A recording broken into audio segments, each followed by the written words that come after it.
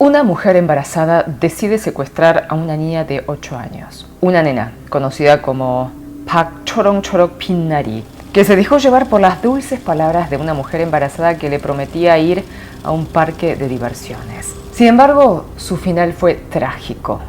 Acabó muerta dentro de una bolsa en un sótano. Esa mujer embarazada que levantaba cero sospecha resultó ser la asesina. Pero, ¿por qué lo hizo? En este video voy a contarte todo sobre el caso Pak Chorong-chorok Pinnari.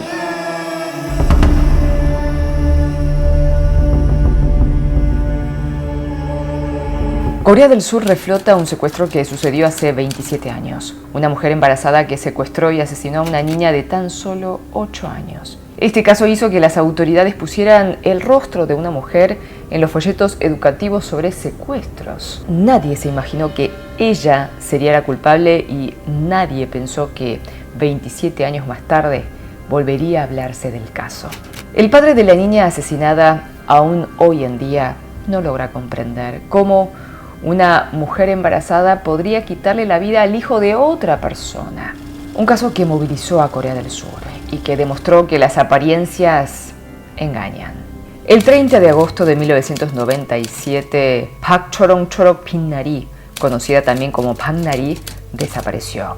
Regresaba a su casa luego de su clase de inglés, pero nunca llegó. Esto pasó en Seúl y en ese momento esta desaparición movilizó a todo el país. El revuelo fue inmenso, incluso el presidente de ese entonces, Kim Yong-sam, ordenó que se encontrara como sea a la persona culpable. Lamentablemente, 14 días después de su desaparición, fue encontrada en un sótano sin vida. Estaba en un estado terrible, dentro de una bolsa, sin ropa, con cinta en sus muñecas, tobillos, tapando su boca. Su cuerpo estaba en descomposición ya que habían pasado muchos días desde su muerte. Los resultados de la autopsia brindaron información sobre cómo había fallecido.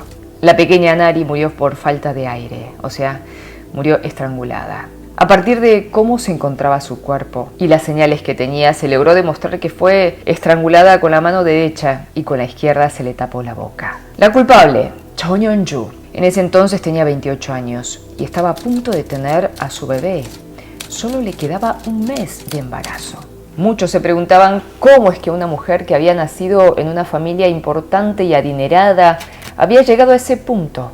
Era hija de un funcionario del Ministerio del Interior, había viajado al exterior a estudiar y soñaba con ser escritora. En ese entonces, Cho Yeon-ju recién se había casado, pero su familia había estado en contra de esta decisión. No obstante, los padres tuvieron que aceptar porque ella quedó embarazada y su marido no tenía un buen trabajo, por lo que empezaron a endeudarse. Por ejemplo, en ese mismo año, en 1997, acumuló una deuda de 50 millones de wons. Su auto había sido embargado y tuvo que mudarse. Era una mujer que estaba acostumbrada a vivir con muchos lujos, pero ya no podía mantenerlos. Le gustaba vestirse bien, estar a la moda y gastar mucho dinero en apariencia. Luego de secuestrar a la niña diciéndole que la iba a llevar a un lugar divertido y encerrarla en un sótano, la mujer llamó a la familia de Nari y les pidió 20 millones de wons. Cuentan que la niña, por supuesto, se puso nerviosa y empezó a quejarse de que quería irse a su casa. Entonces la mujer trató de dormirla con pastillas para dormir, pero no logró y terminó asesinándola ese mismo día. Sin embargo, su plan de pedir rescate seguía en pie. Inclusive un día después del terrible acto, siguió llamando a la familia pidiendo plata para el rescate. Los padres denunciaron el hecho y la policía logró identificar el origen de la llamada. El lugar desde donde se realizó la última llamada fue un café Myeongdong. Entonces corrieron a ese lugar, cerraron el local con la gente que estaba allí. Estaban seguros de que allí estaría la secuestradora. En ese lugar había 12 mujeres y un hombre. Pero dejó a ir a Cho Yeon-ju porque era una mujer embarazada. A los oficiales no se les ocurrió que una mujer que estaba por dar a luz tendría un accionar tan espantoso. Solo le tomaron las huellas digitales y además ella comenzó a quejarse de que estando encinta le hicieran pasar por ese momento tan tenso. Hasta amenazó a los policías de que serían los responsables si algo le pasaba al bebé. Sumado a esto, empezó a quejarse de que su bebé estaba pateando dentro de la panza, por lo que tenía que irse al hospital. Nadie sospechó. La dejaron ir. Después comenzaron a comparar la voz de cada uno de los que estaban presentes en el local con la voz de las llamadas de la extorsionadora y ninguna coincidía, obviamente. Pero inclusive hasta ese momento no sospecharon que una mujer a punto de dar a luz podría ser la delincuente. Se esperó para ver si el culpable realizaba algún otro llamado, pero no fue así. Días más tarde, los canales de noticias comenzaron a informar sobre el caso. Es ahí cuando la policía decidió abrir una investigación pública con los medios y posteriormente investigar a fondo los teléfonos públicos cercanos a la zona e intentar identificar la voz de quien realizó esa llamada. Ahora, ¿cómo es que se descubrió la identidad de la culpable? Fueron los padres de ella, quienes cumplieron un rol clave. Primero informaron a la policía de que su hija estaba desaparecida, de donde vivía con su esposo. Además, confirmaron que la voz que presentó la policía de las llamadas telefónicas era nada menos que la voz de su hija. Inmediatamente la policía la buscó y la encontró en un hotel. Y fue ella misma la que indicó a dónde estaba el cuerpo de la pequeña. La gran duda era si la mujer había cometido el crimen sola. Por eso se investigó a la familia y a su esposo. Cuando Cho Yeon-ju estaba siendo arrestada, el esposo, gritando con llantos, le dijo que dijera la verdad y que realmente ella no era una persona así. Claro, el esposo estaba seguro de que ella era una ejecutora y que habría un autor intelectual.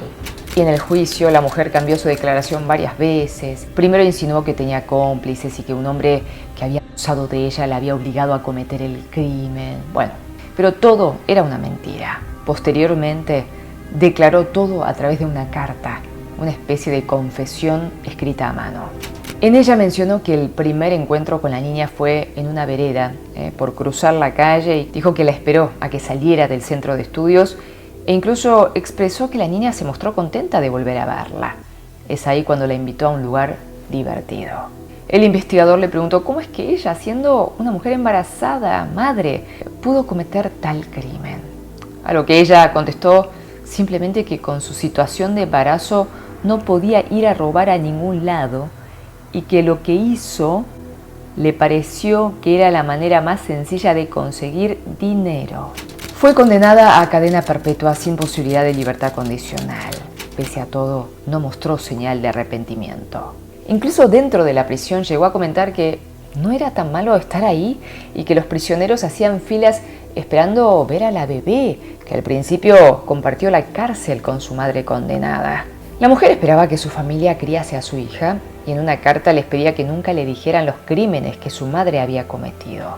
Sin embargo, se informó que la familia la dio en adopción a Estados Unidos. Actualmente Cho Yeon-ju tiene 55 años y sigue cumpliendo su condena en la prisión de mujeres. Este caso fue parte de un documental titulado She Killed. Cho Yeon-ju se había especializado en literatura y escritura creativa. Quienes realizan el documental expresaron que su confesión manuscrita era como leer una novela desde la perspectiva de un autor omnisciente. Un psicólogo criminal dijo que parecía como si un periodista escribiera un artículo. Y en el documental, el padre de Nari seguía afirmando que aún no lograba comprender cómo es que una mujer en esa situación esperando un bebé pudo quitarle la vida a una niña, a su niña. Recordando sus últimas vacaciones en la playa, el padre de Nari decidió llevar las cenizas y depositarlas allí. Sin lugar a dudas, es un caso que ha movilizado a los ciudadanos de Corea del Sur y que sigue estando presente. Bueno, Jinsingus, muchas gracias por estar del otro lado. Bueno, cuéntenme ustedes qué otro caso han escuchado y les gustaría que desarrollemos en esta sección de expedientes coreanos. Cuídense mucho porque son muy valiosos o valiosas. Nos vemos en un próximo episodio de Expedientes Coreanos.